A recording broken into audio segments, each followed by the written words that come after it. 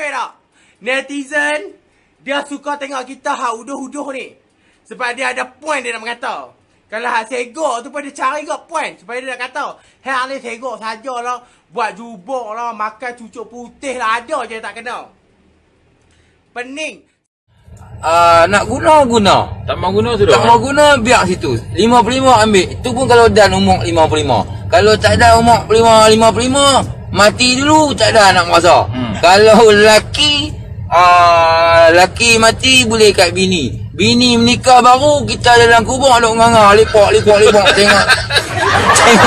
Tengok bini bawa lelaki baru pergi apa Tesco, Aman Central, nak arang boleh. Di FF aku, nak lepas enjoy. Tudung ni, kalau dia tak mau jadi hang, jangan duk buat menatang pok. Hang khembui sampai ke langit ke-7 pun dia duduk tak mau jadi tu lah. Aku nak geram melakukan tudung ni. Hei, kecil besar aku dah tengok ni. Jadi hari ini mata aku warnanya lagi warna hijau, tapi bukan mata duitan ya. Ya, mau duit gak? Mau dong. Kalau anak kita sudah gadis tidak pakai jilbab, bisa dibayangkan bagaimana sengsaranya bapak nanti dikubur. Kalau sampai sekarang anak kita tidak tahu ngaji, asam tidak tahu ke masjid, bisa dibayangkan bagaimana seksanya kita dikubur nanti. Tapi kalau sekarang anak kita masih SD sudah tutup jilbab, sudah tutup aurat. Anak kita malam Jumat semua kumpul di rumah baca Yasin sama-sama. Anak kita Ramadan berjamaah di masjid, harapan itu Pak, bapak sudah kaya insya Allah dikubur. Demi Allah, ibu bapak wafat, anak senja pengangguran, Allah tidak persoalkan. Ibu bapak meninggal, anak tidak punya kerja, Allah tidak marah. Tapi ketika anak bapak tidak pakai jilbab, anak bapak tidak tahu sholat, anak bapak tidak tahu rasa malu jadi anggota DPR tapi koruptor, maka bapaknya dicari. Mana bapaknya ini? Mana orang tuanya? Kok bisa anaknya seperti ini? Hati-hati Pak. Bapak tidak usah cemas soal masa depan anak. Yang perlu bapak ibu khawatirkan adalah anak kita wafat tidak tahu sholat. Auzubillah min dzalik. Biasa pidato lelaki ke menang, puang menang. Puang, patah apa mulut Power Ranger. Faham? Tengok tu imam belebel ke bini dia. Habis ayat wak keluar. Sejam lebih bini dia wak kerah.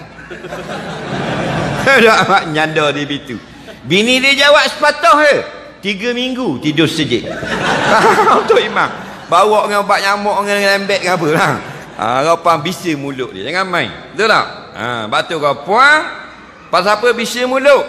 Pasal selepas Nabi wafat, orang wanita, ibu lah, mak lah, manusia paling makbul doa untuk anak dia. Faham tak? Betul tak? Ya kita tak. Bila nak periksa, suruh orang lain doa. Lupa nak telefon mak kapung, suruh berdoa. Nampak? Lepas masa zaman Nabi ada, Nabi paling makbul doa. Faham? Saya selalu mencukur bulu kemaluan. Tapi ada orang kata berdosa lah. Apakah hukumnya yang sebenar? Jawabnya tidak berdosa. Yang berdosa bakar.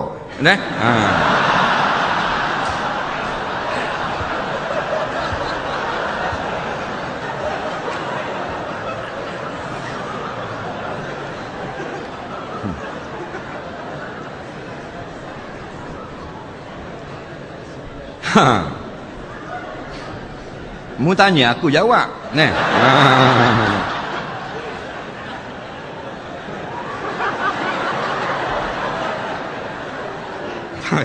Dia dah anggota bulu manusia ini ada 3 hukum. Yang pertama, yang disunatkan cabut atau gunting. Yang kedua, yang dilarangkan cabut. Yang ketiga, yang tidak disebut suruh cabut atau suruh simpan. Faham tak lagi? Dia antara yang disunatkan buang, bulu tiok sunat. Faham? Dia antara yang disunatkan suruh simpan, janggut. Dia antara yang dilarang, diharamkan cabut, bulu kening. Faham tak lagi? Dan ada lagi bulu-bulu atau rambut yang tidak ada nas. Larang pun tak sebut, suruh simpan pun tak sebut. Maka hak tu tengok pada tujuan. Kalau penyoal ini orang laki-laki, dia kata dia guna krim cabut. Apa hukum bercakap ketika azan? Bercakap ketika azan kata pendapat yang muktamad makruh. Bila orang azan jangan bercakap. Sunat kita diam. Faham? Dan kalau kita cakap juga, dosa tak? Tak, makruh saja. Yang berdosa ni kita nak ganggu orang azan, barulah haram. Dan yang afdal iaitu diam ketika azan. Betul tak kalau kita berbaring ketika azan, jenazah jadi berat? Betul, tapi biar faham baik. Maksud berbaring ini tidak bangun untuk mengerjakan sembahyang. Itulah jenazah jadi berat. Adapun berbaring ketika azan, kemudian bangun, mandi dan sembahyang, itu tak ada masalah. Orang bang, dia tengah berbaring, dia baring tu, dia jawab dalam berbaring, boleh. Allahu Akbar, Allahu Akbar. Duduk itu. Allahu Akbar, Allahu Akbar. Asyhadu an la ilaha illallah. Asyhadu an la ilaha illallah. Lepas tu dia bangun, ambil wuduk semua sembahyang, ada masalah. Maksud berbaring ini, orang mayang habis mereka tidur. Faham lagi? Dah 7 suku. Faham lagi? Jangan ajar lagu tu. Seperti yang kita tahu, isteri berdosa besar menyakiti hati suami. Bagaimana pula hukum suami suka menyakiti hati isteri? Seperti merendahkan maruah isteri, tidak bersyukur. Beruntunglah bagi isteri yang mendapat suami yang baik. Dia kata kalau isteri kata ke suami udah berdosa, dan kalau suami pula berdosa juga lah. Tak susah hak tu. Cuma tak ada istilah suami derhaka isteri. Tu tak ada istilah. Isteri yang kata udah maki hamun ke kata tak kepada suami, menyakiti hati suami, hukumnya derhaka kepada suami dan berdosa. Faham? Suami pula kata udah-udahnya carut maki hamun ke bini, orang tak panggil derhaka. Dia panggil derhaka kepada Allah, berdosa kerana melapahkan benda yang tidak patut, yang diharamkan kepada isterinya sendiri. Jadi orang puang tak susah. Suami yang buat benda yang tak baik pada isteri, dia tanda oleh malaikat dosanya di sisi Allah. Tu kata bini orang lain dok macam bini saya, dah nak buat kerana takkan sama. Nak suruh sama dengan bini orang lain, mu kahwin bini orang lain kan. Nah, jadi nasib kadang-kadang kita dapat bini ni pelik-pelik. Nah,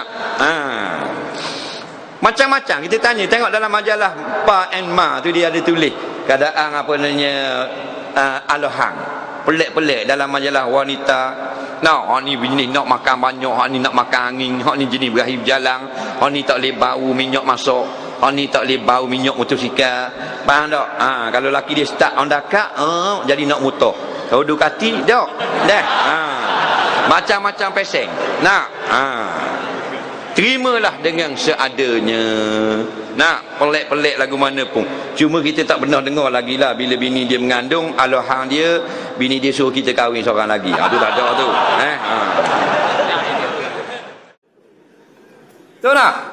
Hikmah dia apa? Tula ibuka wa tula ibuha. Kamu dapat bermain, dia dapat bermain kamu, kamu bermain. Mana kahwin bukan seks saja. Kita seks otak kuning. Bermain. Lepas tu Nabi belum berlari dengan isteri. Tak, belum berlari dengan isteri Nabi tu tak? Kadang-kadang Nabi buat menang, kadang-kadang Nabi buat kalah. Kita bongok punya laki, semua nak menang. Lala bini merajuk. Lama maya kalah Roma. Bodoh punya laki. Kalau laki cerdik buat kalah pula. Tak? Biar bini suka tak? Menang tak mau. Menang. Tak reti tunggu jadi laki. Tak? Jadi bermain. Kalau bini tua tak boleh main. Bermain, balik rumah, balik kerja, nak papa makan semayang, balik masjid, main kita main main carrom, ketang. Habis carrom, kita main polisentri, lari-lari lah rumah. Betul tak? Orang lelaki kalau bercakap sebanyak 8,000 patah perkataan sehari. Banyak tak? Tak banyak, ceramah dah habis. Itu yang suami kita perasan tak? Kalau jumpa kawan-kawan bukan main, hidup lagi. Weh, ya ke? Kalau kau pandai, iya. Ya Allah, papa telefon dong. Kau lain kali janganlah, bla bla bla bla. Balik rumah. Balik bang. Kota perkataan dah habis. Makan bang. Cakap lah tutul. Tak dapat dah cakap dah habis.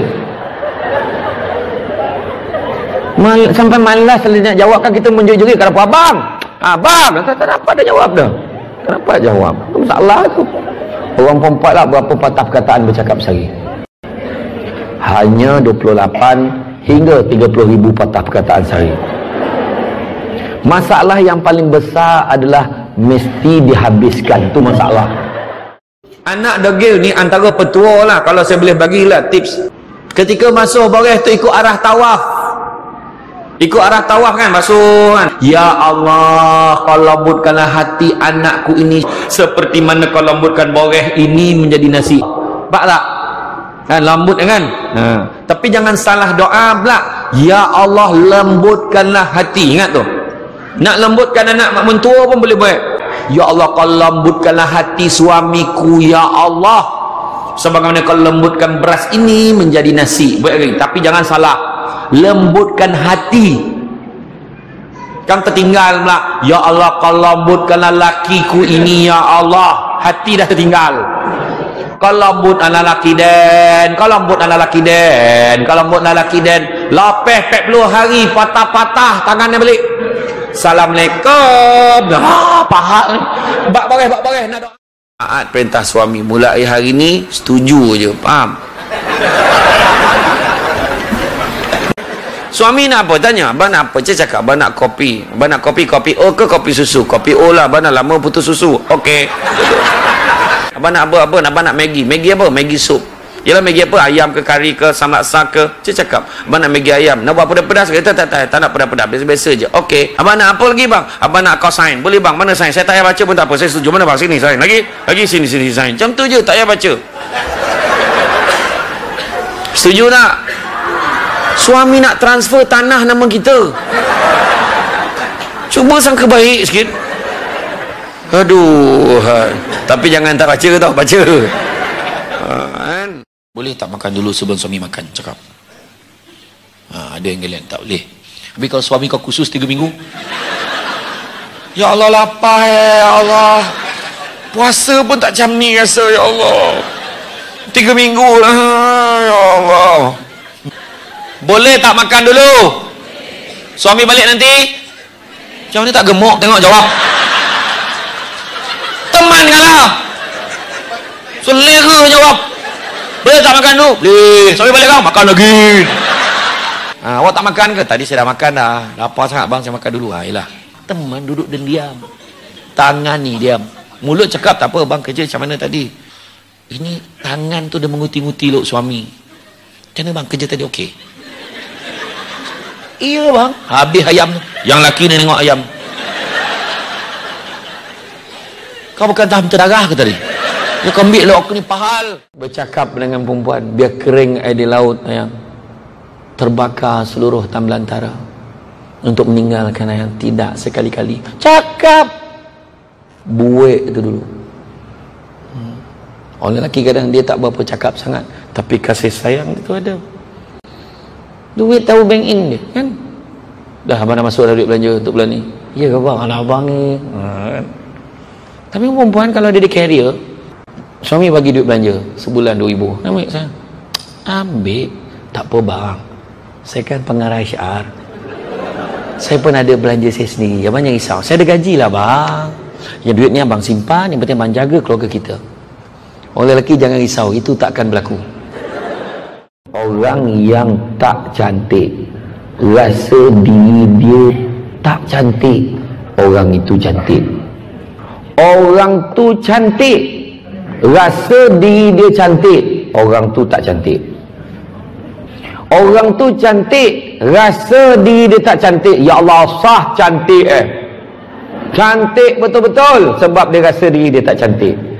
Orang yang tak cantik, rasa diri dia cantik, ya Allah, sah buruk faham? Jadi 4 keadaan tu. Jadi kita kan cantik tu sebab sekadaran lah kita. Cantik tu biarlah di mata yang berhak depan suami. Suka. Mana disebut berpakaian tapi telanjang? Lihatlah sekarang. Saya selalu istilahkan, lebih susah lihat paha ayam kampung daripada paha cewek. Jangan ketawa, saya serius ini. Coba lihat paha ayam kampung. Bapak harus kembali kampung dulu. Apa namanya ayam kampung? Jadi kita harus kampung dulu. Iya toh? Sampai di kampung, kau sudah lihat pahanya ayam? Tidak. kau beli dulu 100.000. Sudah kau beli, sudah kau lihat pahanya? Belum, kau kejar dulu 1 jam. Begitu kau mau tangkap, dia terbang. 1 jam dikejar, baru tangkap. Sudah kau tangkap, sudah lihat pahanya? Belum, kau potong dulu dengan ucapan Bismillahirrahmanirrahim. Sudah kau potong, sudah lihat pahanya? Belum, kau rebus dulu 15 menit air panas. Sudah kau rebus, sudah lihat pahanya? Belum, baru dicabut. Baru kelihatan pahanya putih mulus. Balik kampung, kau keluar 100.000, kau kejar 1. Ustadz Somad, saya manusia banyak dosa, tidak sholat Jumat. Kenapa nggak sholat Jumat? Man tarakal jumu'ata salasa marratin, siapa yang nggak sholat Jumat 3 kali berturut-turut, tahawunan, bukan karena sakit, bukan karena darurat, tapi karena menyepelekan panggilan Allah, taba'allahu ala qalbi, Allah mengunci pintu hatinya. Kalau sudah hati terkunci, telinga tersumbat, mata tertutup, atamallahu ala qulubihim wa ala sam'ihim wa ala absarihim ghishawah. 3 kali sholat Jumat kau tinggalkan, Allah mengunci pintu hatimu. Siapapun yang ceramah takkan masuk ke telinga. Ingat pesan saya ya, ketika Anda terbersit ingin berubah jadi lebih baik, di situ Anda mendapatkan anugerah tertinggi yang tak ternilai. Anda sedang dicintai oleh Allah Subhanahu wa Ta'ala. Karena itu tolong jangan gadaikan cinta Allah dengan dunia, itu nggak ada tandingannya. Kalau Anda kemudian akan berubah jadi baik dan harus berhadapan dengan meninggalkan dunia Anda, demi Allah kalau saya boleh sarankan, pilih cinta Allah. Ketika Anda dicintai oleh Allah, maka semua akan mengikuti dalam kehidupan Anda. Siapa yang punya dunia? Allah. Siapa yang punya materi? Allah. Siapa yang punya kesembuhan? Allah. Siapa yang punya obatnya? Allah. Siapa yang punya semesta? Allah. Jadi ketika Anda ikuti hukum Allah, Anda mendapatkan cintanya, maka semua yang terkait dengan dunia, Anda akan mendapatinya. Tapi kalau Anda pilih dunia, maka dunia jadi besar di hadapan Anda, cinta Allah akan jauh dari Anda. Kalau lo bilang lo mau taubat, tapi lo mau bilang taubatnya besok, kalau lo mati ya sekarang gimana?